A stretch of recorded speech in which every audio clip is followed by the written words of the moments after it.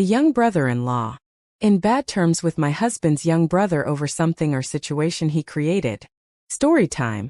Once my favorite brother-in-law, let us call him David, got into a misunderstanding with the mother of his 2 children, let us call her Sarah. And Sarah decided to leave her home with the children back to her mother's home. Sarah called me before she left to let me know she was leaving David because he had a mistress called Rebecca, and that Sarah was not willing to be part of David's games, so she was putting herself out of the way to start all over with their 2 children. After listening to what Sarah had decided, I advised her not to leave her unless she was sure she was not coming back to David's home. And if she wants to leave, let her not carry anything that belongs to him. So Sarah decided that she would leave anyway despite my advice, and of course I supported her in whatever way I could without talking to David about it. Indeed, she packed up and was determined to move on with her life because few months later she met Derek and they started dating.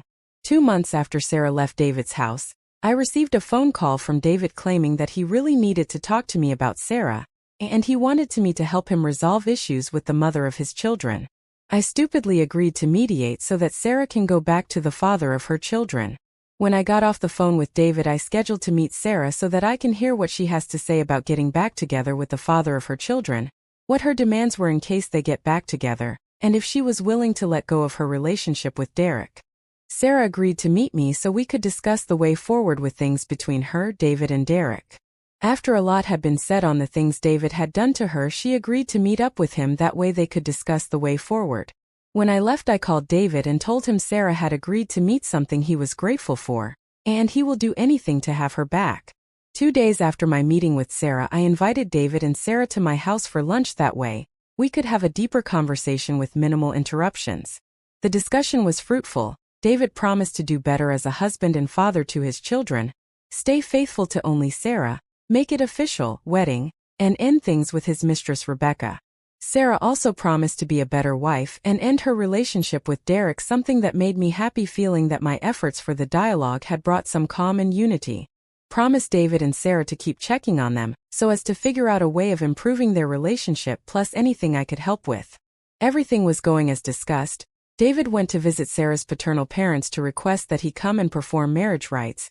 They were happy because it was long overdue, seeing that she already had 2 children. However, this gesture did not go well with Sarah because David was suggesting a small intimate function that she deemed unfair considering the time they had spent together. She felt that she deserved better, something flashy with all her friends and family involved as per the culture. Sarah came back to me for advice. Unbeknownst to me, this discussion had sparked tension between the couple, with David claiming that Sarah was being inconsiderate because he didn't have money to make a lavish function. Sarah claimed David had promised as one of the things he promised her on getting back together, and if she allowed something small that she would have settled for less, being that it was a once-in-lifetime function. Hence making the calm and peace short-lived in David and Sarah's household. In the process of the back and forth about the marriage rites, Sarah conceived their now 3rd child. What she didn't know was that David didn't end his relationship with Rebecca, and as a result of the infidelity, Rebecca was also pregnant.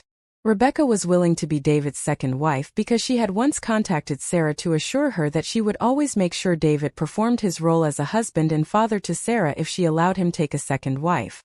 When David got to know that both Sarah and Rebecca were pregnant, having a 2 months difference in between, he intensified his need to convince Sarah to accept him to perform the marriage rites because Rebecca's parents were also requesting that he go do the same in their home.